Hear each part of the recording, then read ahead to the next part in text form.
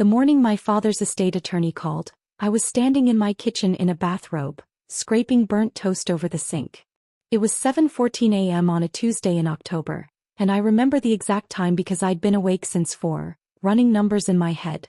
The second mortgage payment coming due, the heating oil we hadn't ordered yet, the dental bill for my youngest that the insurance had partially denied. His name was Gerald Marsh, and he had the careful, measured voice of a man accustomed to delivering large information to unprepared people.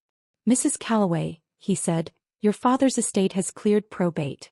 The primary distribution, the one designated specifically for you, totals $45,200,000.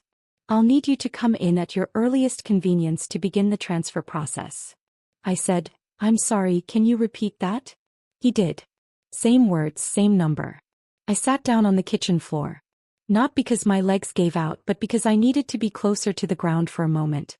My father and I had been close in ways that were never visible to anyone else in the family. Quiet Sunday phone calls, letters he sent that no one else knew about, a relationship that existed in the space between the louder, more theatrical bonds he had with my sister Diane. He had never been a wealthy man by appearance. He drove a 12-year-old Buick. He bought store-brand everything. He regifted things and nobody noticed. What nobody knew, what I hadn't known until that phone call, was that my father had spent 40 years quietly accumulating. Real estate purchased in the 1980s in neighborhoods that nobody wanted, held patiently while the world changed around them. A small manufacturing investment that returned enormously. Timberland in 2 states. He had never spent it because he never needed to, and he had never mentioned it because he believed money announced before it arrived caused more damage than good. He left Diane the family home and the contents of his checking account. Approximately $180,000. Clean, fair, documented. He left me everything else. I did not tell my husband that night. I did not tell him the next night either. I sat with the information alone for a week, meeting with Gerald Marsh twice, signing paperwork, opening accounts, understanding the structure of what I'd inherited. I wasn't hiding it from my husband out of malice. I was protecting it from a decision made in shock, which is the worst possible condition in which to make any financial choice. I told him on a Sunday morning, 3 weeks after the call, after I'd had time to think clearly. He cried. We sat together for a long time without talking. He's a good man and he understood immediately that nothing about our daily life needed to change right away, that we needed to be careful, that we needed to think. What I did not do was tell Diane. To understand why, you have to understand Diane. Diane is 4 years older than me and has spent most of her adult life in a state of elegant financial anxiety. She lives in a large house in a suburb 30 miles away, drives the right cars, sends her kids to the right schools, takes the right vacations, and does all of it on a budget that has never quite matched her presentation. Her husband, Marcus, is a regional sales manager who makes good money but not wealthy family money, and the gap between what they earn and what they project has been quietly filled for the better part of a decade by our father. What nobody in the family discussed openly was that our father had been sending Diane between $2,000 and $4,000 a month for years. I knew because he'd mentioned it once, carefully, not as a complaint but as an explanation for why he couldn't help me with my dental bill the previous spring. He said it with a kind of tired resignation, like a man who had made a choice he couldn't unmake. "Your sister needs the cushion," he said. "She doesn't know how to land softly. When he died, that money stopped." I knew it had stopped because within 6 weeks of his death, Diane's behavior toward me shifted in a way I recognized but couldn't immediately name. She began calling more frequently. She began referencing my stability. The way she said the word carried a specific weight, like she was reminding me of something I owed her. She asked twice whether I knew anything about Dad's financial arrangements, and both times I said I didn't, which was true at the time and remained technically true in ways that mattered to me. The first request came in February, 4 months after Dad's funeral. Diane called on a Wednesday evening and explained that Marcus's bonus had been smaller than expected and that they were in a temporary gap with their mortgage. She needed $8,500. I had $45 million sitting in accounts she didn't know existed. I had a second mortgage on my own house and a dental bill and a heating oil tank that was running low. I said I was sorry but I couldn't. She was quiet for a moment. Then she said, "You know, Dad always wanted us to take care of each other." I said I knew. I said I was sorry. I said I hoped things improved. She hung up without saying goodbye. The months between February and October were a slow accumulation of small degradations. Diane stopped including me in things. Not dramatically. There was no announcement, no confrontation. It happened the way exclusion always happens in families, gradually and then completely. My niece's birthday parties that I heard about after the fact. A family dinner in April that I only learned about when my cousin posted photos.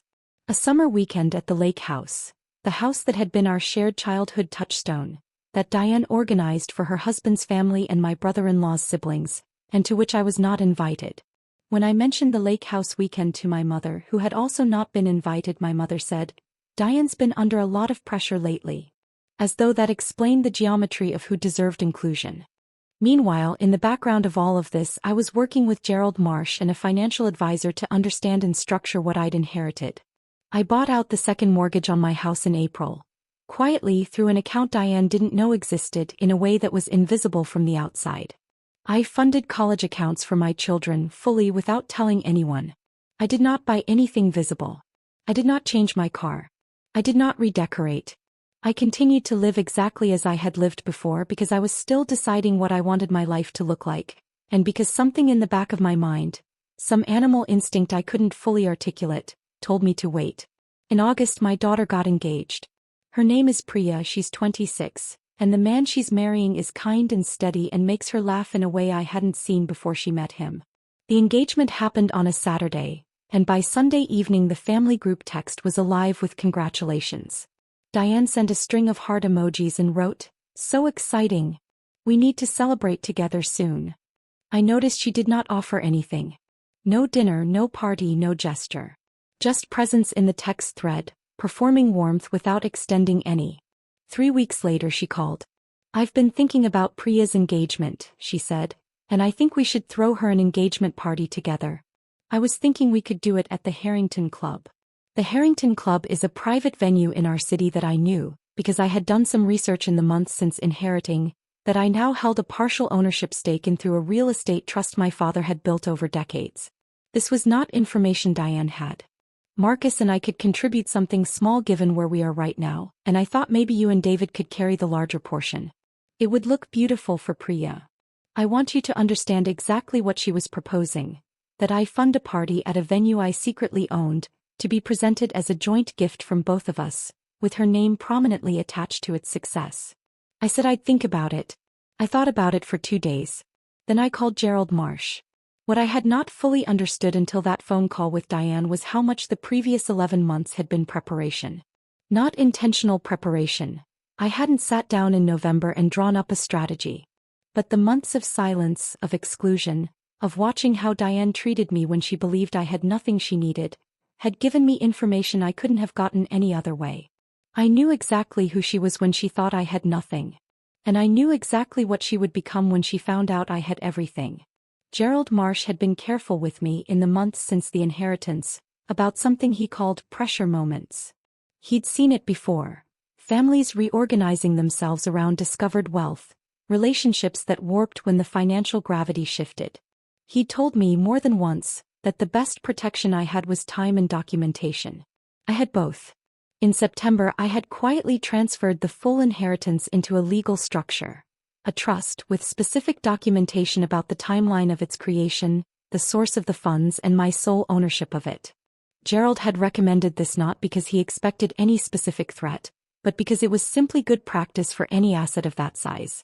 The trust was clean, airtight and entirely mine. I also had 11 months of records.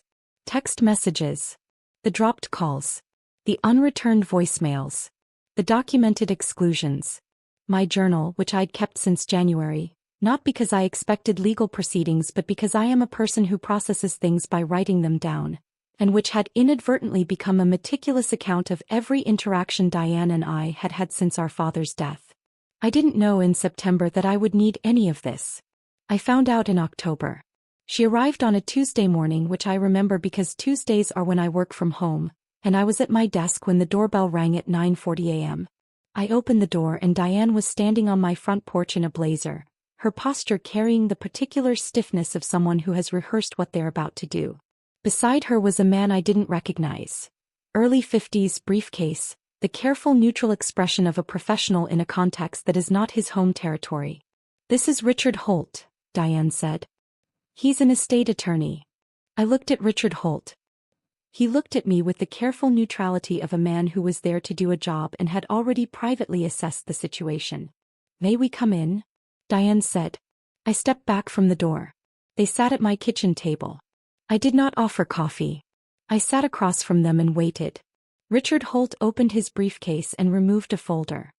He explained, in the precise language of someone who has said this particular formulation many times, that his client, Diane, had engaged him to review the distribution of my father's estate on the grounds that the distribution may not have reflected my father's full intentions, and that there may be grounds to contest certain elements of the estate on the basis of undue influence.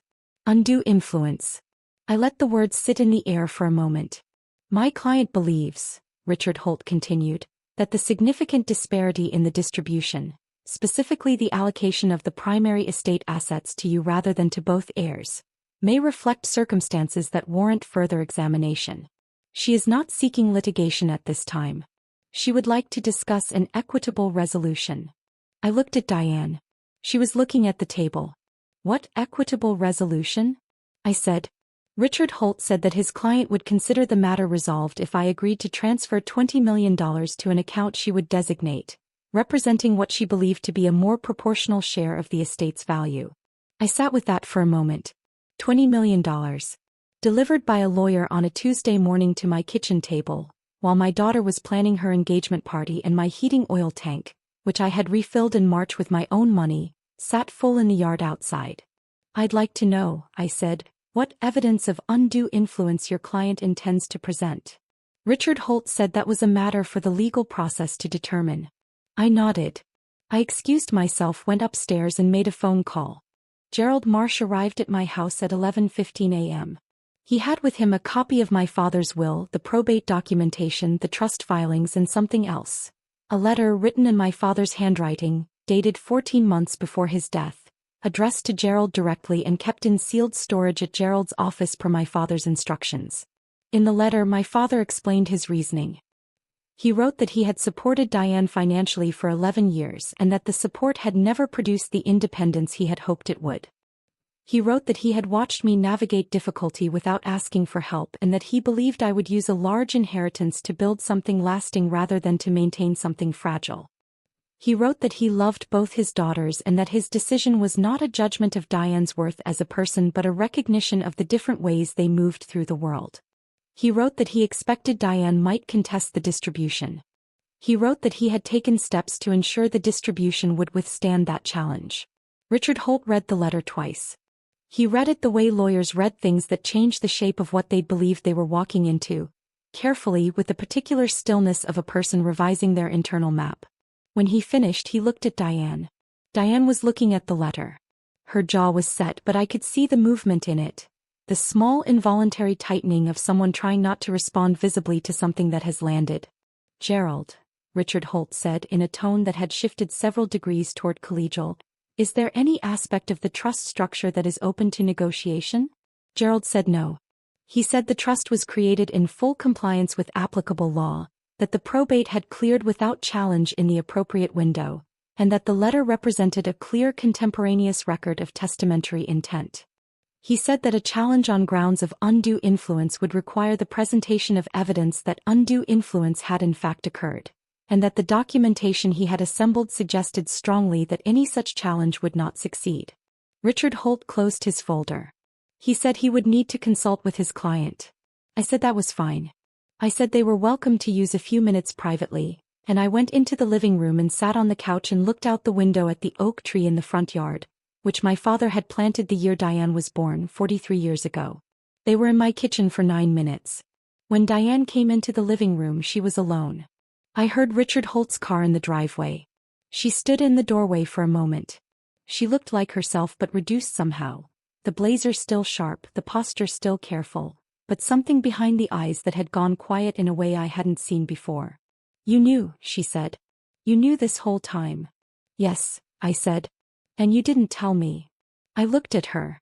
I thought about February when I said I couldn't spare $8,500 and she had hung up the phone. I thought about the lake house. I thought about Priya's engagement and the party Diane had wanted to throw on my money with her name on it. No, I said. I didn't. She was quiet for a moment. Dad left me the house and $180,000. He left you what he left you, I said. He left me what he left me.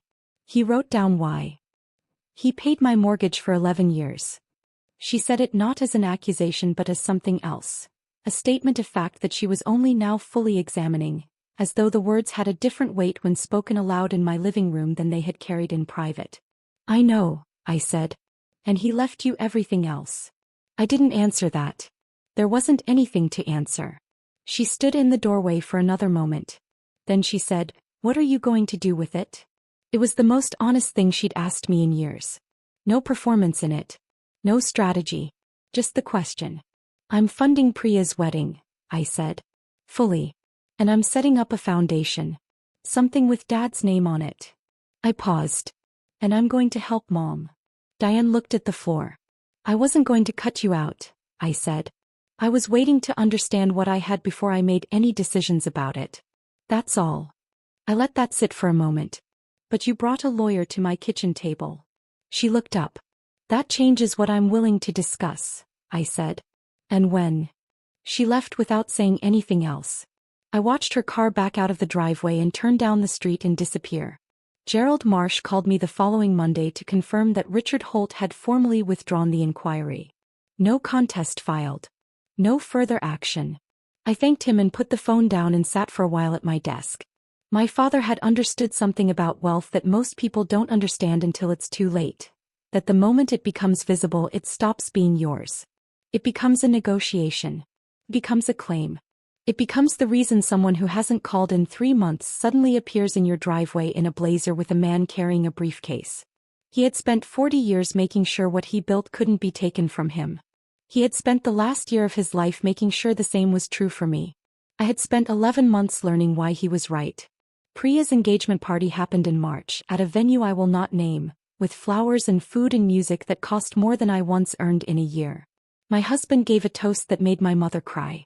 My youngest danced badly and enthusiastically with her cousins. Diane was not there. That was her choice. I had sent the invitation through channels that left no ambiguity. Whether she arrives at some future moment in something other than a blazer with a strategy attached, that remains to be seen. What I know is this. My father left me $45 million in a letter and 11 months of quiet. He gave me exactly what I needed to protect all three.